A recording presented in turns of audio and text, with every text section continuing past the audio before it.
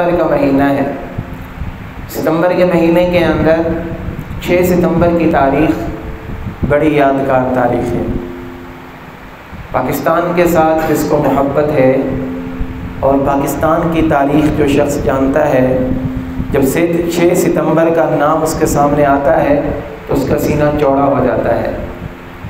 6 ستمبر 1965 کو جب بھارتی افواج نے وطن عزیز ملک پاکستان کے خلاف ایک بہت بڑا محاذ کھولا، ایک برے ارادے کے ساتھ پاکستان کی سرحدوں کو کراس کیا اور اپنی آنکھوں کے اندر ایک برا خواب سجائے، پاکستان کی حدود کے اندر جب داخل ہوئے، پوری دنیا نے دیکھا کہ وطن عزیز جو اس وقت صرف 17-18 سال عمر تھی، تھوڑی سی آرمی تھی پاکستان کے پاس، تھوڑا سا اسلحہ تھا، لیکن انہوں نے انڈیا کو ناکو چنے چکوا دیے۔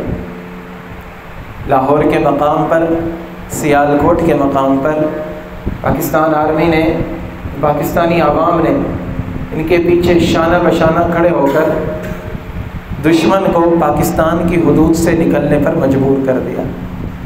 لاہور کے ایک مقام پر 150 آرمی کے جوان تھے اور سامنے سے 1500 انڈین فوجی تھے۔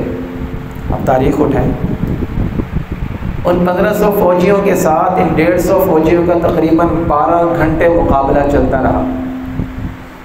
12 گھنٹے مقابلہ کر کے ان 150 فوجیوں نے ان 1500 فوجیوں کو بھگا دیا، اور پھر رہتی دنیا تک یہ نام لکھ گئے اور یہ تاریخ دے کر گئے کہ اس ملک کے اندر بسنے والی فوج جناب محمد الرسول اللہ صلی اللہ علیہ وسلم کے نقش قدم پر چلنے والی ہے۔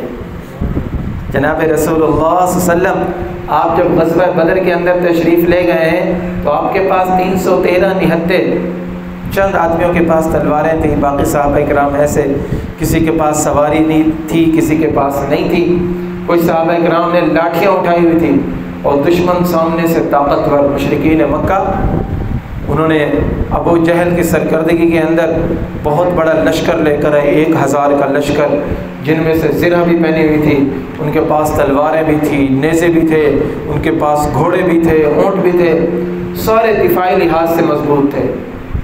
تو دنیا نے دیکھا کہ جناب رسول اللہ صلی اللہ علیہ وسلم نے ان کو ایسی شکست دی کہ رہتی دنیا تک اس دن کو یاد رکھا جاتا ہے۔ اسی طرح 6 ستمبر 1965 کو جب انڈین آرمی نے پاکستان کے اوپر حملہ کیا، لاہور کے مقام سے آنے لگے، تو ہماری پاکستان آرمی نے بھی ملک کا دفاع کرتے ہوئے، رسول اللہ صلی اللہ علیہ وسلم کے نقش قدم پر چلتے ہوئے، صحابہ کرام کی طرح جوان مردی دکھاتے ہوئے اپنے جانوں کا نذرانہ تو پیش کر دیا، لیکن وطن کی حفاظت کے اوپر آنچ نہیں آنے۔ یہ ہوتا ہے 6 ستمبر 1965، اور ملکی دفاع، اس کی حفاظت، ملکی حفاظت کرنا یہ تمام مسلمانوں کا فرض بنتا ہے۔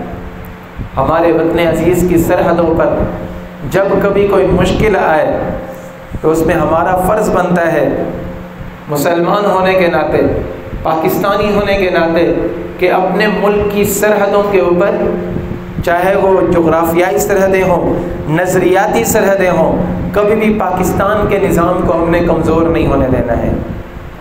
اور یہ صرف لفاظی نہیں، ہم جس نبی کا کلمہ پڑھتے ہیں، حضرت محمد الرسول اللہ صلی اللہ علیہ وسلم کی یہ سنت ہے۔ آپ علیہ الصلوۃ والسلام نے مدینہ منورہ کے اندر جب ریاست کی بنیاد رکھی، اصل ریاست مدینہ جب اس کی بنیاد رکھی گئی، تو آپ علیہ الصلوۃ والسلام نے سب سے زیادہ مضبوط پہلے مدینہ کے دفاع کو کیا، کہ مدینہ کی حدود کے اندر کوئی دشمن آ کر حملہ آور نہ ہو۔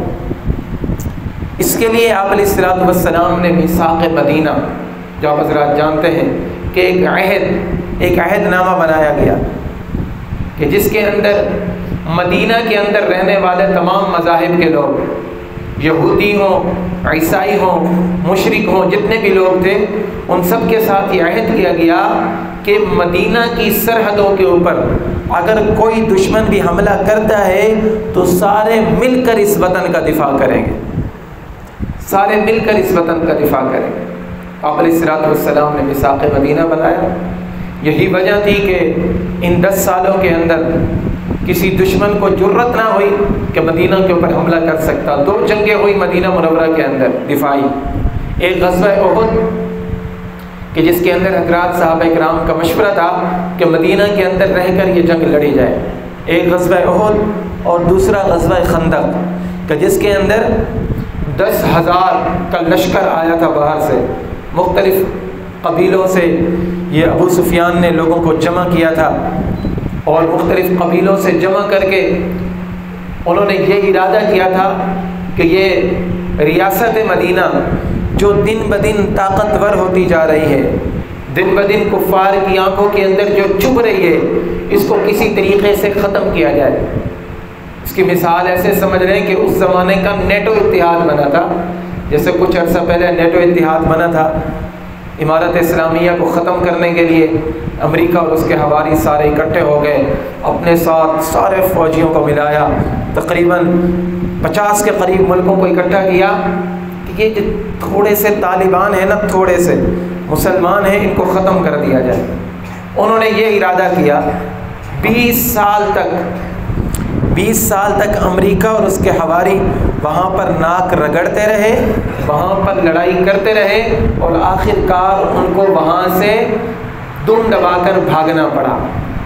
یہ ہوتی ہے مسلمانوں کی طاقت، اور یہ ہوتی ہے اتحاد کی طاقت۔ تو غزوہ احزاب کے اندر بھی نیٹو اتحاد بنا اس دور کا، بہت سارے قبائلیوں نے، ارد گرد کے جو قبائل تھے انہوں نے مشرکین مکہ کا ساتھ دیا، پھر یہودیوں نے بھی ساتھ دیا، عیسائیوں نے بھی ساتھ دیا، باقی جو مسلمانوں کے ساتھ بغض رکھا کرتے تھے منافقین، انہوں نے بھی ساتھ دیا۔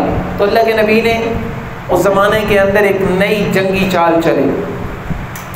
سیدنا سلمان فارسی رضی اللہ تعالیٰ عنہ آپ ایران سے گئے تھے، وہاں پر فارس کے رہنے والے تھے، ایران کے رہنے والے تھے۔ تو آپ علیہ الصلوۃ والسلام نے صحابہ کرام سے مشورہ کیا کہ آپ حضرات مجھے یہ بتائیں کہ مدینہ کا دفاع کس طرح کیا جائے، دشمن کے حملے سے محفوظ کیسے کیا جائے۔ مختلف صحابہ کرام نے الگ الگ رائے دی، ان میں سے ایک رائے سیدنا سلمان فارسی رضی اللہ تعالیٰ عنہ کی دی۔ حضرت سلمان فارسی رضی اللہ تعالیٰ نے یہ رائے دی کہ حضور میرا مشورہ یہ ہے کہ ہمارے ادھر ایران میں، فارس میں اگر کوئی ایسا ملک حملہ کرتا ہے باہر سے، ہمارے ملک کے اوپر حملہ کرتا ہے، تو ہم سائڈوں سے بڑی بڑی خندق کھود دیتے ہیں، خندق کھودتے ہیں شہر کی طرف اطراف میں کہ جہاں سے دشمن نہ آ سکے، دشمن کے آنے کا جہاں سے خطرہ ہو وہاں پر ہم ساری خندق کھود دیتے ہیں، دشمن شہر کے اندر داخل نہیں ہو سکتا ہے۔ آپ علیہ الصلوۃ والسلام کی یہ رائے بڑی پسند آئی، تو آپ علیہ السلام نے صحابہ کرام کو بلایا اور فرمایا کہ یہ سلمان رضی اللہ تعالیٰ عنہ ان کی رائے مجھے پسند آئی ہے، ہم نے خندق کھودنی۔ تو آپ علیہ الصلوۃ والسلام نے مدینہ کے اطراف میں خندق کھدوا دی۔ اس خندق کی وجہ سے مشرکین جو آئے تھے نا باہر سے حملہ کرنے کے لیے، ان کو جرت نہیں ہوئی کہ وہ مدینہ کے اندر داخل ہو سکتے۔ تو اللہ کے نبی کے اس عمل سے ہمیں یہ بھی پتہ چلتا ہے کہ نئی نئی جنگی حکمت عملی جو ہماری آرمی یا ہماری فوجیں اپناتی ہیں، وطنی دفاع، نئی نئی جنگی حکمت عملی جو اپنائی جاتی ہیں، وہ جناب رسول کریم صلی اللہ علیہ وسلم کی سنت ہے کہ نئی حکمت عملی کے تحت ہمیشہ نئی نئی حکمت عملی، نئی نئی ٹیکنالوجی، اس کو دیکھتے ہوئے اس کے پیچھے چلنا چاہیے۔ یہ نہیں کہ پرانی بندوقیں اٹھا کر، پرانی تلواریں اٹھا کر ہم کھڑے رہے وطن کا دفاع کرنے کے لیے، نہیں، جیسے ہمیں جدید ٹیکنالوجی کا پتہ چلے اس کا استعمال کرنا، یہ حضور علیہ الصلوۃ والسلام کی سنت ہے۔ تو غزوہ احزاب کے اندر اللہ کے نبی نے اس زمانے کی جو جدید ترین ٹیکنالوجی تھی اس کو استعمال کیا تھا۔ اسی طرح اللہ کے نبی نے اپنے وطن کا دفاع کر کے دکھایا اور مسلمانوں کو سمجھایا ہے کہ وطن کا دفاع کرتے ہوئے تم نے کسی چیز کو نہیں دیکھنا ہے، اپنی جان تک کو گوا دینا ہے۔ رسول کریم صلی اللہ علیہ وسلم نے ارشاد فرمایا کہ جو شخص اپنے وطن کا دفاع کرتے ہوئے مارا جائے وہ شہید ہے۔ جو شخص اپنے مال کی حفاظت کرتے ہوئے مارا جائے وہ شہید ہے، جو عورت اپنی عزت کی حفاظت کرتے ہوئے ماری جائے وہ شہید ہے۔ تو اس حدیث سے ہمیں پتہ چلتا ہے کہ وطن کا دفاع کرتے ہوئے اگر کوئی بندہ دنیا سے چلا جاتا ہے، شہید ہو جاتا ہے، تو اس کو اللہ تبارک و تعالی اعلیٰ ترین شہداء کے اندر بہترین درجہ عطا فرماتے ہیں۔ اسی طرح ایک مرتبہ مدینہ کے اندر یہ بات مشہور ہوئی، مدینہ منورہ کے اندر، کہ دشمن جو ہے دشمن وہ مدینہ کے اوپر رات کے کسی بھی پہر حملہ کر سکتا ہے۔ تو اہل مدینہ سارے بیدار تھے۔ رات کو کہیں سے کوئی آواز آئی، وہ مدینہ کے جو نوجوان تھے، صحابہ کرام تھے، کچھ لوگ، انہوں نے گھوڑا تیار کیا، انہوں نے کہا کہ جا کر مدینہ کی سائڈوں پر دیکھتے ہیں کہ کس کی جرت ہوئی، یا کہیں سے دشمن نے حملہ نہ کر دیا ہو، جا کر سرحدیں چیک کرتے ہیں، LOC چیک کرتے ہیں مدینہ کی کہ کہیں سے دشمن نے حملہ نہ کر دیا ہو۔ کتابوں کے اندر لکھا ہے کہ جب یہ حضرات گھوڑا تیار کر کے باہر نکلے، یہ باہر جانے کی تیاری کر رہے تھے، انہوں نے دیکھا کہ اندھیرے کے اندر سے ایک ہستی آ رہی ہے، ایک شخص گھوڑے کی ننگی پیٹھ کے اوپر سوار ہو کر آ رہا ہے، اور وہ لوگوں کو تسلی دے رہا ہے کہ اے اہل مدینہ پریشان نہ ہونا، تمہاری سرحدیں محفوظ ہیں، میں مدینہ کی اطراف کو چیک کر کے آ رہا۔ لوگوں نے دیکھا یہ کون ہستی ہے جو اکیلا خطرے کے دور کے اندر اکیلا گھوڑے کے اوپر سوار ہو کر گیا؟ تو اہل مدینہ نے دیکھا تو وہ شخصیت جناب محمد الرسول اللہ صلی اللہ علیہ وسلم تھے۔ اس لیے کہ نبی نے فرمایا کہ اللہ تبارک و تعالی نے مجھے بہادر بنایا ہے، اللہ کے نبی سے بڑا بہادر کوئی پیدا نہیں ہوا ہے۔ ایک غزوے کے موقع پر مسلمان تھوڑی سی دیر کے لیے پسپا ہوئے، اور سامنے سے 14,000 کا لشکر تھا، 14,000 کا لشکر۔ ابو سفیان رضی اللہ تعالیٰ عنہ اس لشکر کے اندر موجود تھے، حضرت عباس رضی اللہ تعالیٰ عنہ وہ بھی اس لشکر کے اندر موجود تھے۔ کہتے ہیں کہ میں نے دیکھا کہ پورا لشکر جو تھا نا مسلمانوں کا، وہ پیچھے ہٹ رہا ہے، جنگی حکمت عملی کے تحت وہ پیچھے ہٹ رہا ہے۔ ایک شخص کو دیکھا کہ میں نے مسلسل آگے بڑھ رہا ہے، اس کی سواری پیچھے نہیں ہٹتی، پیچھے نہیں آتی اس کی سواری۔ میں نے دیکھا کہ ایک شخص جو مسلسل آگے بڑھ رہا ہے اور اس کی زبان کے اوپر الفاظ ہیں، اشعار ہیں، وہ الفاظ ہیں انا النبی لا کذب انا ابن عبد المطلب، انا النبی لا کذب انا ابن عبد المطلب، میں نبی ہوں، یہ جھوٹی بات نہیں ہے، میں عبد المطلب کا بیٹا ہوں، انا نبی الملاحم، اللہ تبارک و تعالی نے مجھے جنگی ٹوپی والا نبی بنا کر بھیجا ہے، مجھے جنگی تلواروں والا نبی بنا کر بھیجا ہے، مجھے جہاد والا نبی بنا کر بھیجا ہے، مجھے کمانڈر نبی بنا کر بھیجا ہے، میں اور میرا امتی کبھی دشمن کے سامنے لڑائی کرتے ہوئے پیچھے نہیں ہٹ سکتے۔ صحابہ کرام فرماتے ہیں کہ ہم نے اپنے دور کے اندر بڑے بڑے بہادر دیکھے، لیکن جناب نبی کریم صلی اللہ علیہ وسلم سے بڑا بہادر ہم نے کبھی نہیں دیکھا۔ ہماری آرمی نے، ہماری فوج نے کہاں سے سیکھی تھی یہ باتیں؟ کیونکہ یہ وطن جب ہم نے حاصل کیا، اس وطن کی بنیاد کے اندر شہداء کا خون، لاکھوں شہداء کا خون اس وطن کی بنیاد کے اندر۔ جب 6 ستمبر 1965 کو انڈین آرمی نے حملہ کیا سیال کوٹ کے مقام پر، جنگ عظیم کے بعد، جنگ عظیم دوم کے بعد جو سب سے بڑی ٹینکوں کی لڑائی تھی وہ 1965 کے اندر ہوئی تھی۔ انڈیا 600 ٹینک لے کر آ رہا تھا، اور پاکستان کے پاس جب اور کچھ نظر نہ آیا تو پاکستان آرمی کے جوان اپنے سینوں کے اوپر بم باندھ کر ٹینکوں کے نیچے لیٹ گئے۔ تاریخ گواہ ہے، تاریخ گواہ ہے۔ آپ حضرات دیکھیں کہ سب سے بڑا نقصان جو اس وقت انڈیا کا ہوا ہے، انڈیا آرمی اپنے ٹینک چھوڑ کر بھاگ گئی، آج تک وہ ٹینک کھڑے ہوتے ہیں۔ انہوں نے دیکھا کہ ہم تو سمجھتے تھے کہ یہ اپنی جان کی حفاظت کریں گے، یہ ٹینکوں کو دیکھ کر، یہ بڑی آرمی کو دیکھ کر یہ لوگ پیچھے ہٹ جائیں گے، لیکن ان کو پتہ نہیں تھا کہ یہ لوگ اس پیغمبر کا کلمہ پڑھنے والے ہیں جس پیغمبر نے ان کو جہادی طریقہ سکھایا ہوا ہے، اس پیغمبر کا نام لیوا ہے، کبھی وہ 14,000 کے سامنے اکیلا ہوتا ہے، کبھی وہ 1000 کے سامنے اکیلا ہوتا ہے، کبھی وہ 3000 کے سامنے اکیلا ہوتا ہے۔ کبھی کسی نے نہیں دیکھا کہ حضرت محمد الرسول اللہ دشمن کے مقابلے کے اندر پیچھے ہٹ جائے۔ 6 ستمبر سے لے کر 23 ستمبر تک 17 دن تک یہ جنگ جاری رہی ہے، اور انڈین آرمی کی یہ جرت نہیں ہوئی کہ پاکستان کی 1 انچ زمین کے اوپر قبضہ کر سکتے، 1 انچ زمین کے اوپر قبضہ نہیں کر سکے۔ ہمارے آرمی کے جوانوں نے وہ تاریخ رقم کی ہے، ہماری فوج نے وہ تاریخ رقم کی ہے کہ رہتی دنیا تک اس کی مثال نہیں ملتی۔ یہ کام صرف مسلمان کر سکتا ہے۔ کیوں؟ کافر ہے تو شمشیر پہ کرتا ہے بھروسہ، کافر ہے تو شمشیر پہ کرتا ہے بھروسہ، مومن ہے تو بے تیغ لڑتا ہے سپاہی۔ کافر تو اسلحے کو دیکھ کر نا، اسلحے کے زور پر لڑتا ہے۔ ہماری آرمی کے پاس اسلحہ نہیں تھا، ان کے دل کے اندر ایمان تھا۔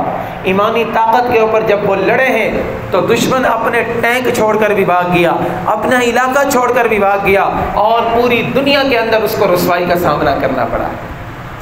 یہ تھا 6 ستمبر 1965 کا دن۔ میرے عزیز نوجوانوں کو تو یاد ہوگا، اپنے بچوں کو بھی یہ دن یاد کرائیں کہ اس دن کے اندر یہ ہمارے لیے قابل فخر دن ہے، اور الحمدللہ ہمارا وطن دن بدن دفاع کے لحاظ سے مضبوط ہوتا جا رہا ہے۔ عوام کبھی فوج کے خلاف نہیں ہو سکتی۔ جس ملک کی عوام فوج کے خلاف ہو جائے اس ملک کا دیوالیہ نکل جاتا ہے۔ ہمیں اپنی فوج کے خلاف نہیں ہونا چاہیے۔ 1965 کی میں ایک تحریر پڑھ رہا تھا، وہ آدمی لکھ رہا تھا کہ جب پتہ چلا کہ حملہ ہوا ہے لاہور سے، تو ہم نے لاہور کی سڑکوں کے اوپر دیکھا کہ لوگ اپنے ہاتھوں میں کلہاڑے لیے، اپنے ہاتھوں میں ڈنڈے لیے، اپنی سواریوں کے اوپر سوار ہزاروں کی تعداد کے اوپر LOC کے اوپر پہنچ گئے، اور آگے آرمی کھڑی ہوئی تھی، وہ ان کو ہاتھ باندھ کر روک رہے تھے کہ بھائیو ابھی آپ کی ضرورت نہیں ہے، ابھی آپ کی ضرورت نہیں ہے، جب آپ کی ضرورت پڑے گی تو ہم آپ کو بتا دیں گے۔ اس لیے آج ہمیں کیا ہو گیا، سوشل میڈیا کے اوپر جس کو دیکھو آرمی کے خلاف لکھ رہا ہے، فوج کے خلاف لکھ رہا ہے۔ بھائی وہ اپنی جانیں قربان کر رہے ہیں، وطن عزیز کی سرحدوں کی حفاظت کر رہے ہیں، کسی بھی سیکیورٹی فورسز سے ان کا تعلق ہے، وہ ہمارے ملک کے لیے کر رہے ہیں۔ 18,000 کے لیے کون اپنی جان دے گا؟ 24,000 کے لیے کون اپنی جان دے گا؟ لاکھ روپے کے لیے کون؟ کروڑ روپے کے لیے کوئی جان نہیں دیتا ہے، اربوں خربوں میں جان نہیں دیتا۔ یہ ہمارے آرمی کے جوان کیوں کھڑے ہو وہاں پر؟ دشمن کے سامنے سیسا پلا ہوئی دیوار بنے ہوئے ہیں۔ تو کوشش کرنی ہے، اپنی فوج کے خلاف نہیں چلنا ہے، اپنے وطن کے خلاف نہیں چلنا ہے۔ وطن عزیز ناقابل تسخیر قوت بن چکا ہے۔ یاد رکھیں، وطن عزیز پر شروع دن سے یہود اور ہنود کی نظریں ٹکی ہوئی ہیں۔ پاکستان کو وہ لوگ برداشت نہیں کر سکتے، کبھی وہ کسی طرح حملہ کرتے ہیں پاکستان پر، کبھی وہ اپنے ایجنٹ اندر سے پیدا کرتے ہیں، کبھی وہ کسی روپ کے اندر حملہ کرتے ہیں، اور ہمارے بھولے بسرے نوجوان ان کی باتوں کے اندر آ کر وطن کے خلاف باتیں کرنے لگ جاتے ہیں۔ ہمیں شناخت پاکستان نے دی ہے، دنیا کے جس کونے کے اندر چلے جاؤ تمہارے پاس یہ شناختی کارڈ تو پاکستانی ہوگا۔ پاکستان نے ہمیں شناخت دی ہے، اس لیے پاکستان کا دفاع کرنا، پاکستان کی حفاظت کرنا، پاکستان کے ناموس کی حفاظت کرنا، یہ ہم میں سے ہر پاکستانی کا فرض بنتا ہے۔ اور جب سے پاکستان ایٹمی طاقت بنا ہے تب سے تو یہ یہودیوں کی نظر کے اندر اور کھٹک رہا ہے۔ 50 سے زائد اسلامی ممالک ہیں، 50 سے زائد، لیکن واحد اسلامی ملک جو ایٹمی طاقت ہے وہ پاکستان ہے۔ اس طرح سے پاکستان کے سر کے اوپر یہ سہرا ہے کہ تمام اسلامی ممالک کا سربراہ بن جاتا ہے۔ باوجود اس کے ہمارے ملک کے اندر کرپشن ہوئی، ہمارے ملک کے اندر چوریاں ہوئی، ہمارے ملک کے اندر لٹیرے ہیں، ہمارے ملک کے اندر سب کچھ ہے، سب کچھ ہے۔ اس کے باوجود اللہ تبارک و تعالی نے بچایا ہوا ہے اس کو کہ یہ کلمے کے نام پر بنا ہے، اور جیسے کلمہ موجود ہے ہمیشہ موجود رہے گا، قیامت تک کلمہ موجود رہے گا۔ میرے اللہ سے قوی امید ہے کہ میرا اللہ میرے ملک پاکستان کو بھی ہمیشہ زندہ اور تابندہ رکھے گا انشاءاللہ۔ اس لیے میرے عزیزوں، وطن عزیز کی سرحدوں کی حفاظت کرنا صرف آرمی کی ذمہ داری نہیں، ہماری بھی ذمہ داری ہے۔ ہم کبھی بھی کوئی کام ایسا نہ کریں کہ جس کی وجہ سے میرے پاک وطن کی عزت کے اوپر حرف آئے، کبھی بھی کوئی کام ایسا نہ کریں جس کی وجہ سے پاکستان کا نام خراب ہو۔ میں ہمیشہ یہی پیغام دیتا ہوں خاص طور پر نوجوان طبقے کو کہ آپ سوشل میڈیا سے وابستہ ہیں، آپ حضرات نیٹ یوز کرتے ہیں، کبھی بھی کوئی کام ایسا نہ کریں، کبھی بھی پاکستان کو گالی نہ دیں۔ جو پاکستان کو گالی دیتا ہے وہ سمجھو خود اپنے آپ کو گالی دے رہا ہے۔ تو 6 ستمبر 1965 کا یہی پیغام ہے کہ اپنے وطن کے چپے چپے کی حفاظت کرنی ہے ہم نے، چاہے اس کے لیے ہمیں اپنی جان بھی کیوں نہ دینی پڑ جائے۔ تو کریں گے نا حفاظت انشاءاللہ وطن کی، سرحدوں کی بھی حفاظت کرنی ہے، اور وطن عزیز کی زمین کی بھی حفاظت کرنی ہے، وطن عزیز کے آئین کی بھی حفاظت کرنی ہے۔ 6 ستمبر کا ہم سب کو پتہ ہے، اس سے آگے ایک دن آتا ہے 7 ستمبر۔